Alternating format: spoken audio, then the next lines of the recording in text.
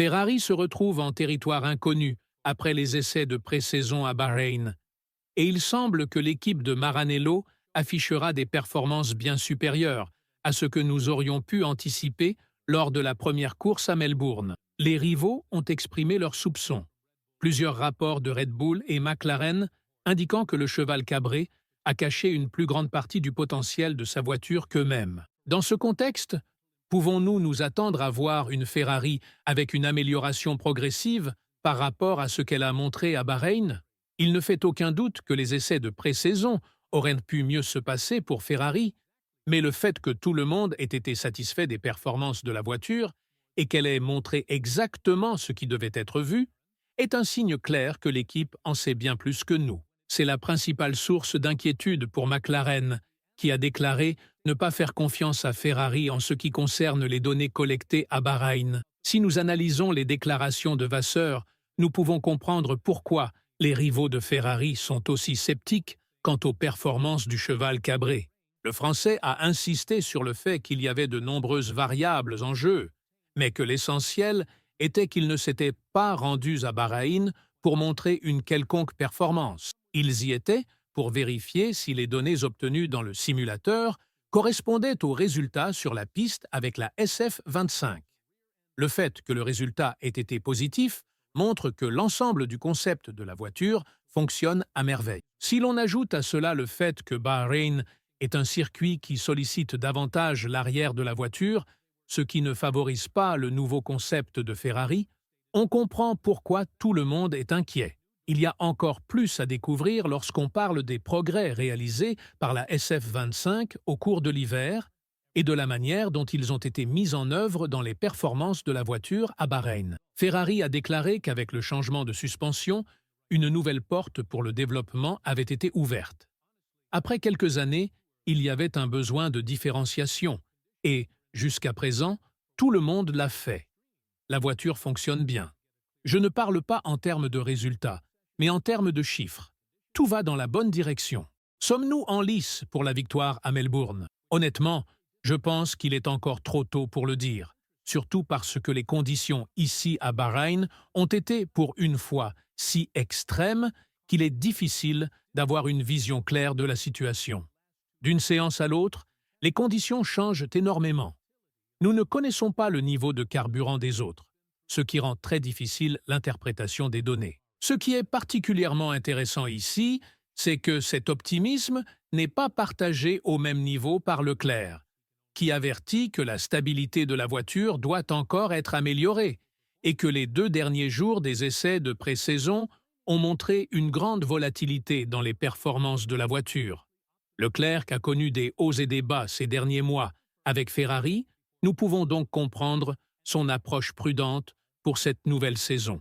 Mais quand viendra le moment décisif, il sait qu'il ne pourra parler positivement de la voiture que lorsqu'il la verra offrir des performances de haut niveau sur la piste, lorsque cela comptera le plus. Expliquant ses sensations avec la voiture et adoptant une approche à la fois prudente et optimiste, Leclerc a déclaré qu'il préférait attendre avant de s'avancer et d'affirmer si la voiture est rapide. Ce n'est qu'à Melbourne qu'il sera possible de voir où il se situe réellement, car tout y sera réuni dans les meilleures conditions pour essayer d'extraire le maximum de la voiture. Lors des essais, ils ont eu plus de difficultés avec l'équilibre.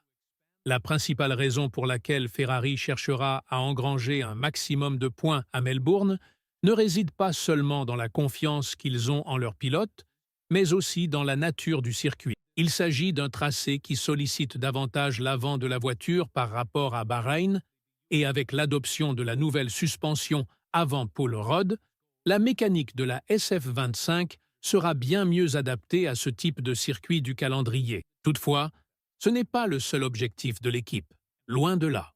Ils travaillent également à élargir la fenêtre de fonctionnement de la voiture afin que la mécanique puisse offrir plus de confort aux pilotes lorsque certaines conditions ou situations de piste ne jouent pas en leur faveur. Une grande partie de cela concerne le nouvel aileron arrière, qui a une forme de cuillère plus prononcée et qui sera certainement utilisé sur les circuits à charge moyenne du calendrier. Dire que l'objectif de Ferrari est de tout gagner est un euphémisme. Il suffit d'écouter à quel point ils sont confiants lorsqu'ils parlent des perspectives de l'équipe. Tous les regards sont tournés vers Hamilton, et à juste titre. Le Britannique a été traité de manière terrible chez Mercedes et, après une période difficile, il se retrouve enfin dans une voiture capable de gagner des courses et de se battre pour le championnat. Il n'y a maintenant plus qu'un problème. Il a un coéquipier très compétitif en la personne de Leclerc, et il ne fait aucun doute que le Monégasque ira au bout de ses limites pour se battre pour ce qu'il considère comme son dû, le titre. Il sera intéressant de voir comment Vasseur gérera deux pilotes au caractère affirmé comme Hamilton et Leclerc. Et non seulement il ne recule pas devant ce défi, mais il l'accepte pleinement. Concernant ce processus de gestion, qui pourrait s'avérer être un problème bien plus important que nous ne l'imaginons une fois les visières baissées, Vasseur a déclaré qu'il préférait largement avoir des pilotes qui se battent en tête de peloton, plutôt qu'en fond de grille. Quelque chose qu'il pourrait regretter plus tard si la situation lui échappe complètement.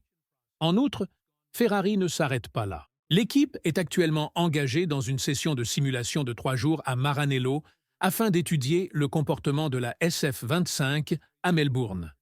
L'objectif est clair, gagner dès le premier jour et ne jamais regarder en arrière. L'optimisme grandit en coulisses, et il est facile de comprendre pourquoi les pilotes et l'équipe ressentent le besoin de prouver aux tifosi que cette année sera enfin celle de Ferrari, sans obstacle sur leur route. C'est une mission qu'ils tentent d'accomplir depuis longtemps, et maintenant qu'ils ont enfin la bonne voiture pour le faire, l'équipe fait face à un dilemme intéressant. Qui sera leur premier pilote? On s'attendait à ce que ce soit Leclerc, compte tenu de son expérience avec Ferrari, mais le processus d'adaptation de Hamilton a été plus fluide que quiconque aurait pu le prédire, ce qui explique pourquoi il est désormais au centre de l'attention avant le début de la saison à Melbourne. Les lacunes évoquées lors des essais de Ferrari avec ses pilotes de course ont maintenant toutes disparu, et il ne s'agit plus que de petites différences entre Leclerc et Hamilton, qui devraient être visibles en Australie.